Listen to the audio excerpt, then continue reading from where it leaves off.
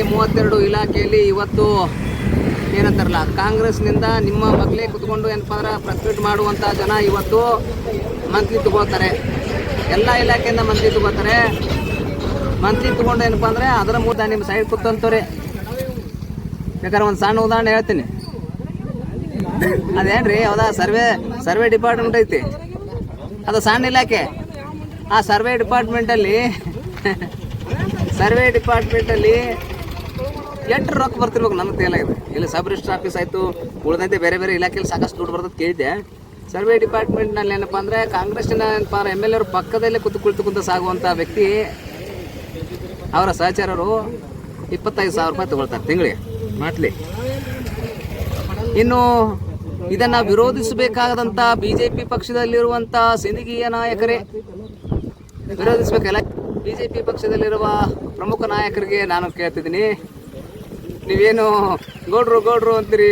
ಒಪ್ಪು ಏನು ಓಡಾಡೋದು ಏನು ಜೈ ಗೌಡ ಜೈ ಗೌಡಗೆ ನಿಮ್ಮ ಗೌಡ 25,000 ತೆಗೆದುಕೊಳ್ಳುತ್ತಾನೆ.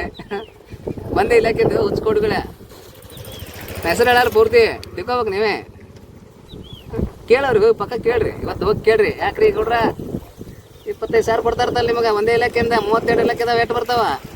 ದೊಡ್ಡ ಗಾಡಿ ಕಾರ ಬಿಳಿ ಬಟ್ಟೆ ಹಾಕೊಂಡು ಹೆಂಗೆ ತಿರುಗಾಡ್ತಾರೆ? ನನಗೆ ಹೇಳಿದ್ರೆ ಏನಪ್ಪ ಅಂದ್ರೆ ಇವ್ರಿಗೆ ಕಾಂಗ್ರೆಸ್ದವ್ರಿಗೆ ಕೊಡ್ತಾರೆ, BJPನಿಗೆ ಕೊಡ್ತಾರೆ. ಕಾಂಗ್ರೆಸ್ಸು ಮತ್ತು BJP ಎರಡೂ ಸದ್ಯಕ್ಕೆ ಅಧಿಕಾರಿಗಳಿಂದ ದುಡ್ಡನ್ನು ಇಸ್ಕೊಳ್ತಾರೆ. ಅಂದ ಬಳಿಕ ಜನಕ್ಕೆ ಹೇಗೆ ನ್ಯಾಯ ಕೊಡ್ಲಿಕ್ಕೆ ಸಾಧ್ಯ? ಗೆದ್ದವರಾಗಲಿ ಸೋತವರಾಗಲಿ ಇಬ್ಬರು ಹೇಗೆ ನ್ಯಾಯ ಕೊಡೋಕ್ಕೆ ಸಾಧ್ಯ ಇಲ್ಲಿ?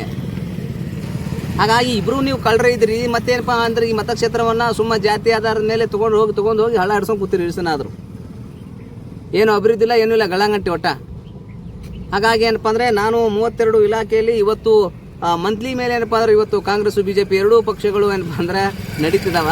ಹಾಗಾಗಿ ಜನ ಎಲ್ಲ ಅಲ್ಲ ಸಾಯ್ತಿರ್ತಾವ. ಮತ್ತು ಹೊಳ್ಳಿ ಏನಪ್ಪ ಅಂದ್ರೆ ಎಲೆಕ್ಷನ್ ಬಂದ ಅವಕ್ಕೆ ಜಾತಿ ತಲೆ ತುಂಬಿ ಕುಡಿಸಿ ಬರ್ಚಾಕ್ ಕುಡಿಸಿ ಹಾಳೆ ಏನಪ್ಪ ಅಂದ್ರೆ ಏನಂತಾರಲ್ಲವ ನಿಮ್ಮ ಬಿಳಿ ಕಾರ್ ಗಾಡಿಗಳು ಬಿಳಿ ಬಟ್ಟೆಗಳು ಎಲ್ಲ ಹೋಗಿ ಮಾಡಿ ತೋರಿಸಿ ಮಾಡಿ ಚೆನ್ನಾಗಿ ಭಾಷಣ ಕುಕ್ಕಿ ಭಾಷಣದಾಗ ಹೇಳಿ ಚೆನ್ನಾಗಿ ಮಾಡಿ ಸುಡ್ಗಾಡು ಮಾಡಿ ಮತ್ತು ಒಬ್ಬರಿಗೆ ಓಡ್ತೊಂದು ಮತ್ತೆ ನಾವೇ ಗೆಲ್ಬೇಕು ಅಂತ ಓಡಾಡ್ತೀರಪ್ಪ. ಏನಪ್ಪ ನನಗೇನಿದು ಒಂದಿಷ್ಟು ಕೆಟ್ಟ ವಿಚಾರ. ಇದು ಅದ್ರ ಜೊತೆಯಲ್ಲಿ ಒಂದು ವಿಚಾರ ಅಂದರೆ ಸಿಂದಗಿ ಭಾಗದಲ್ಲಿ ರಮಾನಂದ ತೀರ್ಥ ಅಂತ ಪುಣ್ಯ ಪುರುಷ ಇದ್ದಂಥ ಇದು ಭಾಗ. ಇದು ರಮಾನಂದ ತೀರ್ಥ ಏನಪ್ಪ ಅಂದ್ರೆ ಆಗಿನ ಕಾಲದಲ್ಲಿ ಬ್ರಿಟಿಷರ ಕಾಲದ ನಂತರದಲ್ಲಿ ಏನಪ್ಪ ಅಂದ್ರೆ ಇಲ್ಲಿ MP ಆದಂಥ ವ್ಯಕ್ತಿ ಇಲ್ಲಿ ಕಲಬುರಗಿ ಭಾಗದಿಂದ.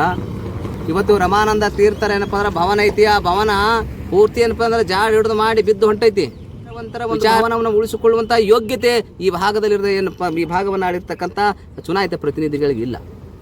ಆದರೆ ಚೆನ್ನಾಗಿ ಒಂದು ಸುಧಾರಣೆ ಮಾಡ್ಕೊಳ್ಳೋದು ನಿಮ್ಗೆ ಗೊತ್ತೈತಿ. ಹೌದಾ? ನಿಮ್ಮದೇ ಶಾಲೆ